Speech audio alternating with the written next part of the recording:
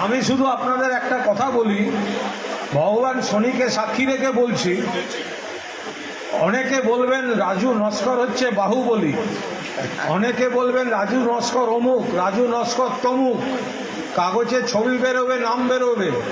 আমি শুধু বলি, আমি জীবনের সুখের দিন দেখেছি, দুঃখের দিন দেখেছি। আমি দেখেছি সুখের পায়রারা দুঃখের দিনে থাকে না, কিন্তু রাজু নস্কর কোথায় বাহুবলী কোথাও কিছু জানার দরকার নেই। আমি কুণাল ঘোষ বলছি, সুখের দিনেও ছিল, দুঃখের দিনেও যে মুখ ঘুরিয়ে হচ্ছে রাজু নস্কর, তাহলে রাজু নস্করের পাশ থেকে কুণাল ঘোষ সরবে না।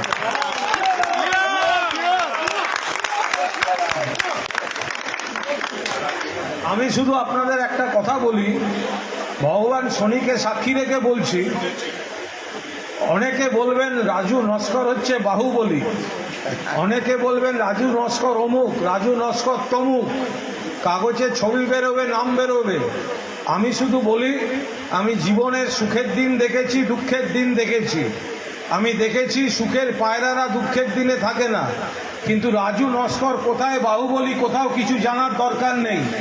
আমি কুণাল ঘোষ বলছি, সুখের দিনেও ছিল, দুঃখের দিনেও যে মুখ ঘুরিয়ে হচ্ছে রাজু নস্কর, তাহলে রাজু নস্করের পাশ থেকে কুণাল ঘোষ সরবে না।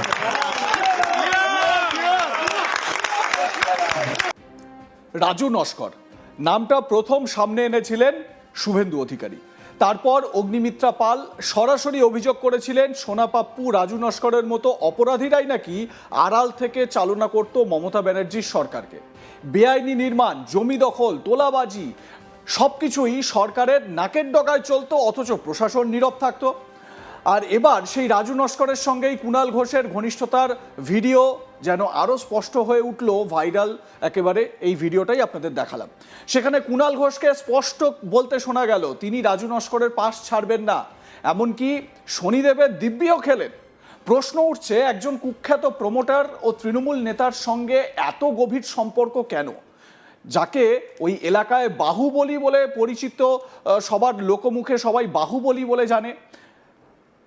তো কুণাল ঘোষ আগে এ বিষয় মানে কুণাল ঘোষ ও রাজু নস্করের সেই বন্ধুত্বের গল্প, তারপর বোঝা যাবে বেলেঘাটার এই বহুল চর্চিত নামের আসল কাহিনী। একসময় রাজু নস্করকে চিনত শুধু বেলেঘাটা, কিন্তু রাতারাতি তার নাম ছড়িয়ে পড়ে গোটা কলকাতায়। এখন তাকে নিয়ে শোরগোল শুধু বিরোধী শিবিরে নয়, তৃণমূলের অন্দরেও। বিধানসভা ভোটের মুখে বেলেঘাটার তথাকথিত বাহুবলী তৃণমূল নেতা ও প্রমোটার রাজু নস্করকে গ্রেপ্তার করে কলকাতা পুলিশ। আর সেই গ্রেপ্তারির পর থেকেই শুরু হয় জল্পনা। ভোটের ঠিক আগে কেন আচমকা অ্যাকশন? এতদিন ধরে অভিযোগ উঠলেও প্রশাসন নীরব ছিল কেন? বেলেঘাটার এক বাসিন্দাকে বাড়ি থেকে তুলে নিয়ে গিয়ে মারধরের ঘটনায় রাজুর নাম জড়ায়। আক্রান্ত ব্যক্তি সরাসরি অভিযোগ দায়ের করেন, তারপরই নড়েচড়ে বসে পুলিশ। গ্রেপ্তার করা হয় রাজুকে।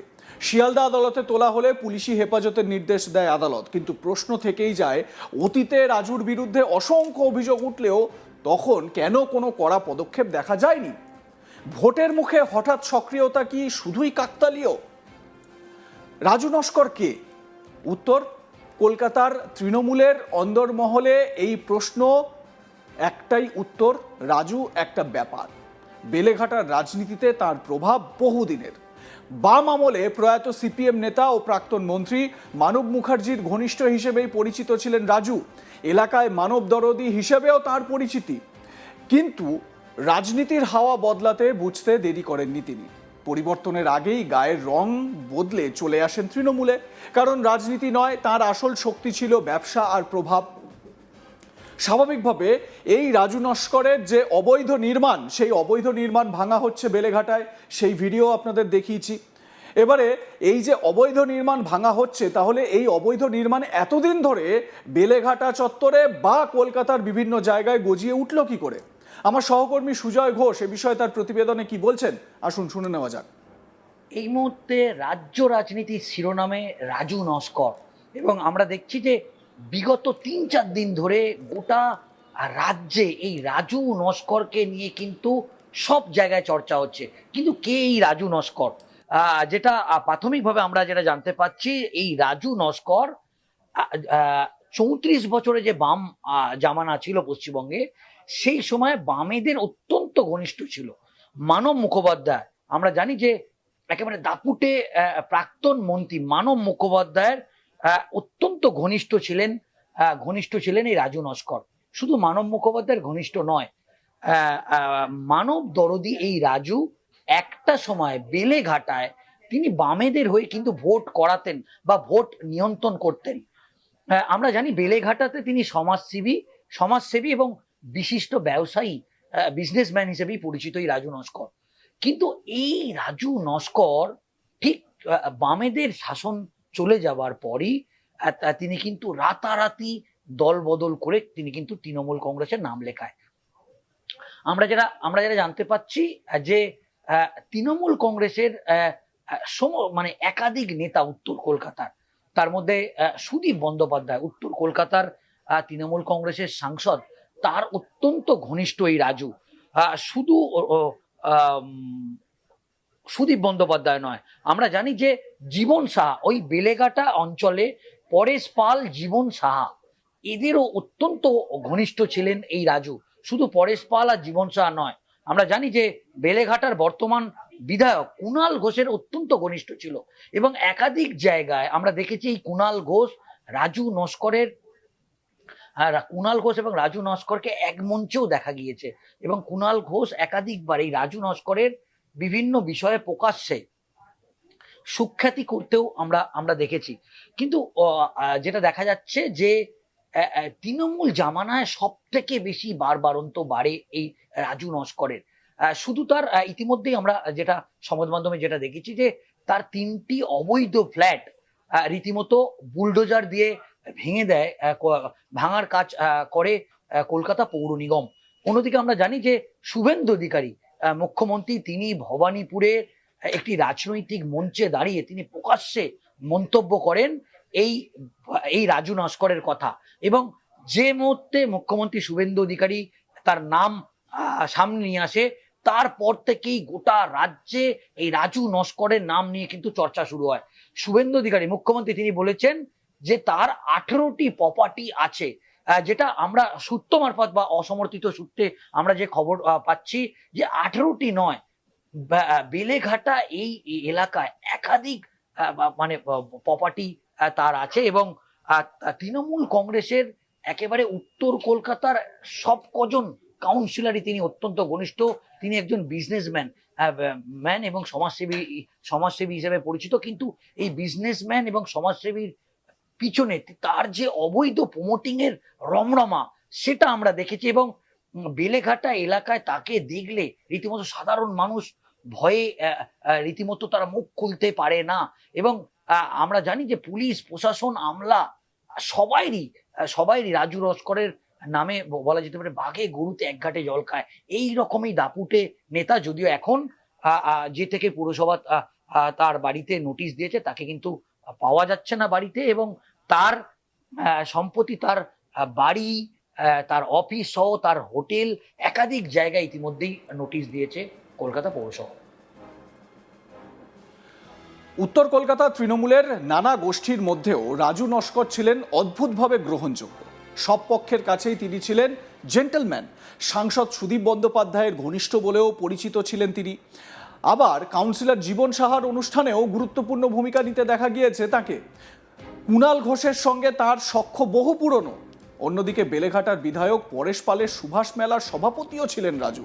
শুধু তিনি নন, তার ছেলে স্বরাজ নস্করও তৃণমূলের ছাত্র সংগঠনের সঙ্গে যুক্ত থেকে দলের বিভিন্ন গোষ্ঠীর সঙ্গে সুসম্পর্ক বজায় রেখেছেন। বছরের পর বছর ধরে বেলেঘাটায় নিজের সাম্রাজ্য গড়ে তুলেছিলেন রাজু নস্কর। অভিযোগ, একের পর এক বেআইনি নির্মাণ করে কার্যত এলাকায় সমান্তরাল ক্ষমতা কায়েম করেছিলেন তিনি। এখন সেই সাম্রাজ্যই চলছে বুলডোজার। রবিবার সকাল থেকে বেলেঘাটা, তিলজলা, উল্টোডাঙ্গা একাধিক জায়গায় দেখা যায় এই একই ছবি। জেসিবির মাথায় হ্যামার লাগিয়ে ভাঙা হচ্ছে বহুতল। ঘটনাস্থলে পৌঁছে যান অগ্নিমিত্রা পাল। কলকাতা পুরসভার তরফে নোটিশ দেওয়া হয় রাজু নস্করের 2টি বহুতলকে। বেলেঘাটার 37 নম্বর বারোয়ারিতলা রোড এবং 1E ইস্ট কুলিয়া রোডের নির্মাণে। মোট 16টি ফ্ল্যাট ছিল ওই 2 টাওয়ারে। তার মধ্যে নির্মীয়মান বহুতলের একাংশ ইতিমধ্যেই গুঁড়িয়ে দিয়েছে পুরসভা। এই অ্যাকশনের আগেই নাম নিয়ে কড়া হুঁশিয়ারি দিয়েছিলেন শুভেন্দু অধিকারী। তার বক্তব্য ছিল বেআইনি দখলদার আর প্রমোটার রাজুর বিরুদ্ধে বড় পদক্ষেপ আসছে, আর এখন সেই হুঁশিয়ারির বাস্তব ছবি যেন চোখের সামনে। তো মুখ্যমন্ত্রী হিসেবে শুভেন্দু অধিকারী কি হুঁশিয়ারি দিয়েছিলেন রাজু নস্করের নাম ধরে, শুনে নিন। और केएमसी का कमिश्नर को बताया 4 नाम लेकर, बताओ 4 नाम। हाँ, सुनना चाहता है ना? एक बेलेघाटा का राजू नस्कर 18 प्रॉपर्टी, दूसरा कौसबा का सोना पप्पू 24 प्रॉपर्टी, तीसरा भातीजा Abhishek Banerjee, lips and bounce का 14, अपने नाम में 4, पिताजी का नाम में और भी 6, 24 प्रॉपर्टी। और चौथा नाम सुनना चाहता है? जावेद खान का बेटा 90 प्रॉपर्टी। ये लोग लूटा है, ये लूटने वाला जैसे शांतनु सिन्हा विश्वास अंदर में है, सुजीत बस अंदर में है, आने वाला दिन में सब भ्रष्टाचारी को जेल के अंदर डालने का काम कानूनी तरीके से भाजपा सरकार करेगा। ভোটের পর গ্রেপ্তারি থেকে জামিনে মুক্তি পেলেও বর্তমানে ছেলে সহ পলাতক রাজু নস্কর। আর এখানেই নতুন করে প্রশ্নের মুখে কুণাল ঘোষ। একজন বিতর্কিত প্রমোটারের সঙ্গে তার এত ঘনিষ্ঠ সম্পর্ক কি শুধুই ব্যক্তিগত, নাকি এর পিছনে রয়েছে আরো বড় কোনো যোগসূত্র? যার নিজের রাজনৈতিক জীবনও একসময় দুর্নীতির অভিযোগে জেল পর্যন্ত গড়িয়েছিল, তার সঙ্গে রাজুর মতো ব্যক্তির সম্পর্ক নিয়ে স্বাভাবিকভাবেই উঠছে নানা প্রশ্ন। এখন দেখার রাজু নস্করের লেজ ধরে তদন্ত এগোলে আর কার কার নাম সামনে আসে। কারণ রাজনীতিতে একটা কথাই বারবার সত্যি প্রমাণিত হয়, অসৎ সঙ্গ শেষ পর্যন্ত কাউকেই রেহাই দেয় না। সময়ই বলবে এই বিতর্কের আগুন শেষ পর্যন্ত কোথায় গিয়ে থামে। লাইক কমেন্ট শেয়ার করে আপনাদের মতামত জানান। দেখতে থাকুন আজ তাক বাংলা।